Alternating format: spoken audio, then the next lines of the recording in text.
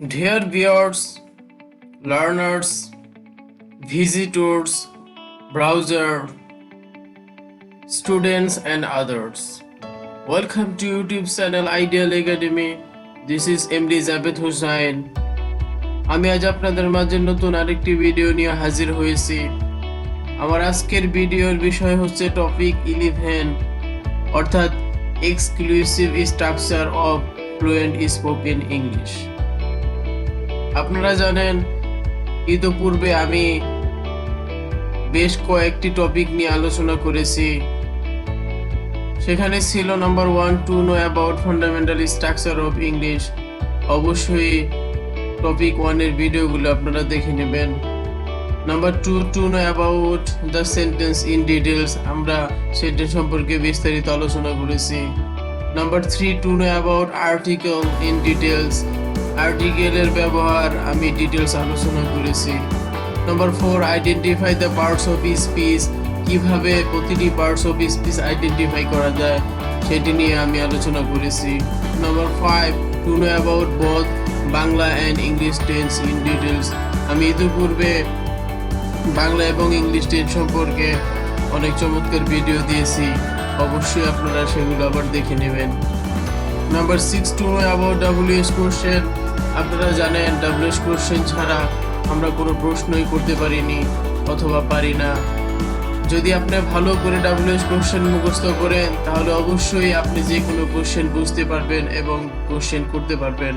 Number 7 to know about punctuation marks and capitalisation, আমরা যখন free hand writing করব অবশ্যই আমাদের পাংচুয়েশন ঠিক রাখতে হবে এবং ক্যাপিটালাইজেশনের বিষয়টি খেয়াল রাখতে হবে। Number 8 to know about linking and opposite word, আমরা যদি লিঙ্কিং ওয়ার্ডগুলো ভালোভাবে বুঝি অর্থাৎ এগুলোর ইউজ বুঝতে পারি তাহলে আমরা লিঙ্কিং ওয়ার্ড সহজে ব্যবহার করতে পারবো। তাছাড়া আমাদের বেশ কিছু গুরুত্বপূর্ণ অপোজিট ওয়ার্ডও শিখতে হবে। Number 9 two know about general vocabulary, অর্থাৎ আমরা প্রতিনিয়ত উঠতে বসতে খেতে এভরিহোয়ার আমরা যেখানেই থাকি না কেন বিভিন্ন ধরনের ওয়ার্ডগুলো আসে, সেগুলোকে আমরা জেনারেল ভোকাবুলারি বলি। Number 10 two know about phrase and idioms, কিছু বাংলায় প্রবাদ প্রবচন আছে সেগুলো আমাদেরকে শিখতে হবে। Number 11 structure of fluent spoken English, আজ আমি ফাইনাল যেটি সেটি হচ্ছে 11 নাম্বারটি আমি আজ আপনাদের মাঝে উপস্থাপনা করতে যাচ্ছি।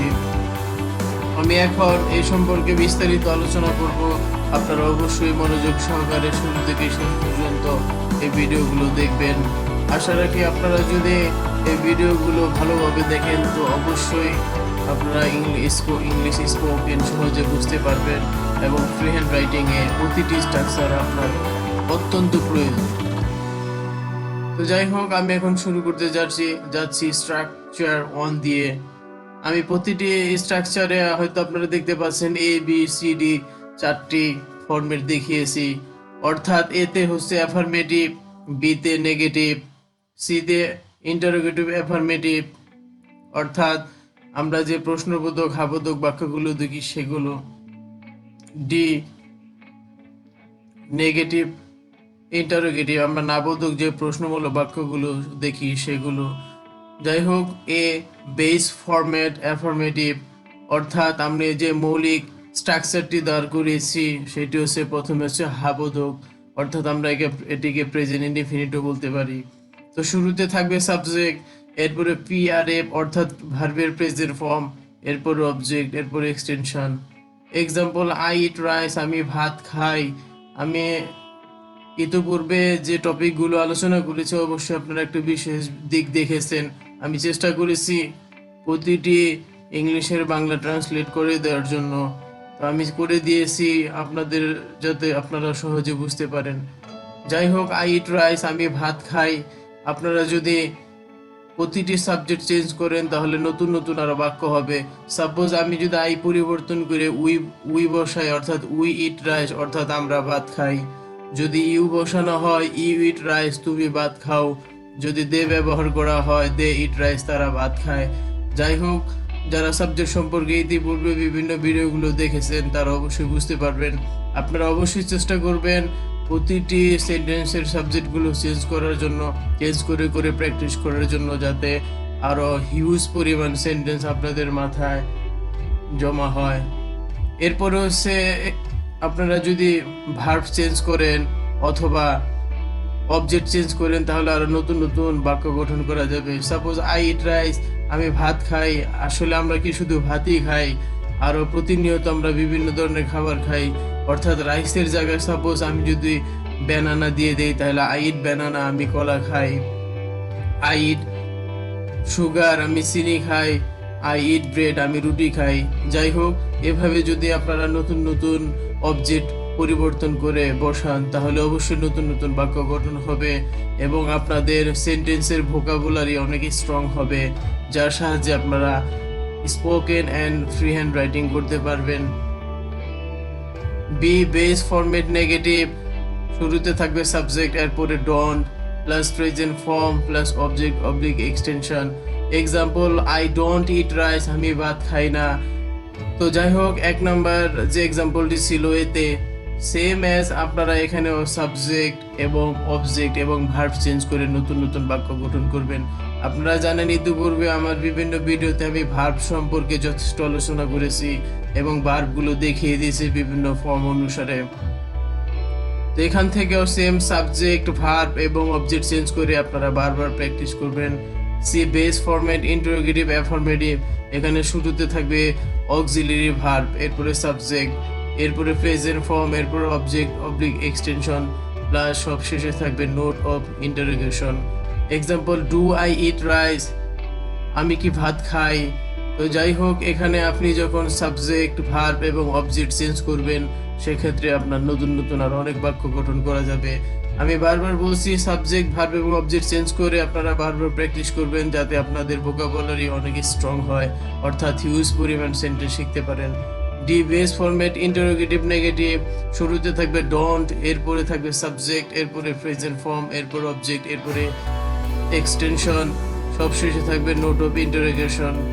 Example, don't I eat rice, আমি কি ভাত খাই না। যাই হোক, এখানেও সেম এজ আপনারা সাবজেক্ট ভার্ব এবং অবজেক্ট চেঞ্জ করে নতুন নতুন বাক্য গঠন করবেন। Structure two A helping format affirmative, অর্থাৎ সাহায্যকারী যে ভার্বগুলো আছে সেটি নিয়ে আমি এখানে স্ট্রাকচার টু দাঁড় করিয়েছি। এখানে subject auxiliary verb present form plus ING plus O oblique E. Example, I am eating rice, আমি ভাত খাচ্ছি। সাপোজ আমি যদি বলি উই আর ইটিং রাইস, আমরা ভাত খাচ্ছি। ইউ আর ইটিং রাইস, তুমি ভাত খাচ্ছ। দে আর ইটিং রাইস, তারা ভাত খাচ্ছে। হি ইজ ইটিং রাইস, সে ভাত খাচ্ছে। যাই হোক, এভাবে যদি আপনারা সাবজেক্ট ভার্ব এবং অবজেক্ট চেঞ্জ করে তাহলে নতুন নতুন আরো অসংখ্য বাক্য গঠন করা সম্ভব হবে। অর্থাৎ এই সেন্টেন্সগুলো দিয়ে আপনারা লক্ষ লক্ষ সেন্টেন্স গঠন করতে পারবেন। এরপর হচ্ছে ভি হেল্পিং ফরম্যাট নেগেটিভ, শুরুতে থাকবে সাবজেক্ট, এরপরে হচ্ছে অক্সিলারি ভার্ব, এরপরে নট, এরপরে present form plus ING plus O oblique E. Example, I am not eating rice, আমি ভাত খাচ্ছি না। সেম এজ আগের মতো প্র্যাকটিস করবেন। C helping format interrogative affirmative, শুরুতে থাকবে অক্সিলারি ভার্ব, এরপরে সাবজেক্ট, এরপরে প্রেজেন্ট ফর্ম, এরপরে আইএনজি, অবজেক্ট অবলিক এক্সটেনশন, সব শেষে থাকবে note of interrogation. Am I eating rice, আমি কি ভাত খাচ্ছি। সেম এজ আগের মতো আপনারা এখানে সাবজেক্ট ভার্ব এবং অবজেক্ট চেঞ্জ করে নতুন নতুন আরো বাক্য গঠন করার চেষ্টা করবেন। D helping format interrogative negative, শুরুতে থাকবে অক্সিলারি ভার্বের পরে নট, এরপরে সাবজেক্ট, এরপরে প্রেজেন্ট ফর্ম, এরপরে আইএনজি, এরপরে অবজেক্ট অবলিক এক্সটেনশন, আর সব শেষে থাকবে note of interrogation. Example, am I not eating rice, আমি কি ভাত খাচ্ছি না। তো সেম এজ সাবজেক্ট ভার্ব এবং অবজেক্ট চেঞ্জ করে আরো নতুন নতুন বাক্য গঠন করার চেষ্টা করবেন। এরপরে structure 3 A have oblique has related format affirmative, আমি চেষ্টা করেছি এই স্ট্রাকচার 3-তে হ্যাভ এবং হ্যাজ এর ব্যবহারগুলো দেখানোর জন্য। এখানে শুরুতে থাকবে সাবজেক্ট, এরপরে have oblique has plus PPF past participle form, আমরা যেটাকে V3 বলি, এরপর অবজেক্ট, এরপর এক্সটেনশন।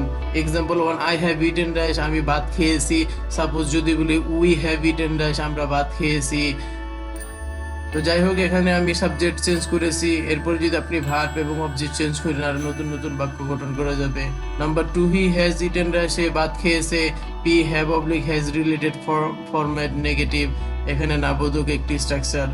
এখানে সাবজেক্ট থাকবে have has plus not plus PPA plus O oblique E.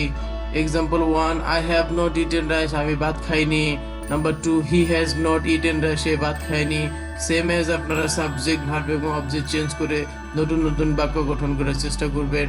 C have related format interrogative affirmative, have oblique has plus subject plus PPA plus O oblique E plus note of interrogation. Example 1, have I eaten rice, আমি কি ভাত খেয়েছি। Number 2, has he eaten rice, সে কি ভাত খেয়েছে। D have related format interrogative negative, শুরুতে থাকবে have oblique has plus not plus subject plus PPA plus O oblique E plus note of interrogation. এক্সাম্পলে have not I eaten rice, আমি কি ভাত খাইনি। Number 2, has not he eaten rice, সে কি ভাত খায়নি। তো যাই হোক, আমি চেষ্টা করেছি আপনাদের সুন্দরভাবে বোঝানোর জন্য। আমি আবার বলছি, অবশ্যই আপনারা সাবজেক্ট চেঞ্জ করবেন, ভার্ব চেঞ্জ করবেন এবং অবজেক্ট চেঞ্জ করবেন যদি অসংখ্য বাক্য মুখস্থ করতে চান। এটা হচ্ছে একটা সহজ কৌশল।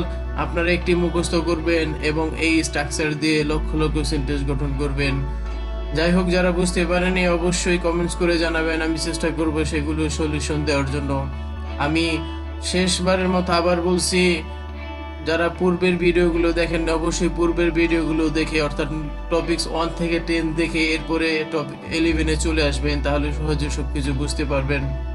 যারা আমার চ্যানেল সাবস্ক্রাইব করছেন তাদেরকে অসংখ্য ধন্যবাদ, আর যারা এখনো করেনি তারা অবশ্যই সাবস্ক্রাইব করে নেবেন। আর পাশের যে বেল বাটনটি আছে সেটিতে একটি ক্লিক করবেন, যাতে আমি কোনো নতুন ভিডিও আপলোড করার সাথে সাথে আপনাদের মোবাইলে নোটিফিকেশন চলে যায়। Thanks a lot for watching my channel. আল্লাহ হাফেজ।